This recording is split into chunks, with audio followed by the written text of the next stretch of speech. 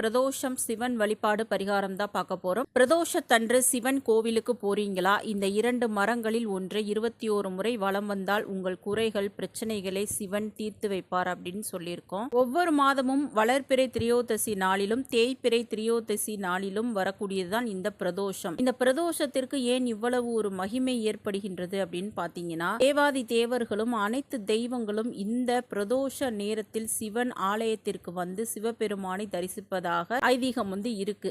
அப்பொழுது நாமும் அந்த சிவ சந்நிதியில் இருந்து சிவபெருமானை வழிபடும் பொழுது அனைத்து தெய்வங்களின் ஆசீர்வாதமும் இந்த தேவர்களின் ஆசீர்வாதமும் நம்மளுக்கு கிடைக்கும். அதனாலதான் இந்த பிரதோஷ நேரத்துல சிவபெருமானை வணங்கினால் நமக்கு சகல பாவங்களும் நீங்கி புண்ணியம் கிடைக்கும் அப்படின்றதும் ஐதீகம். அது கூடவே உங்க வாழ்க்கையில் இருக்கக்கூடிய அனைத்து பிரச்சனைகளையும் சிவபெருமான் போக்குவதற்கு இன்னைக்கு நம்ம சொல்லக்கூடிய இந்த பரிகாரத்தையும் செய்து பாருங்கள். அது என்ன எப்படின்றத வாங்க பார்க்கலாம். அதுக்கு முன்னாடி மறக்காம நம்ம சேனலை சப்ஸ்கிரைப் பண்ணிக்கிறீங்க வீவர்ஸ்.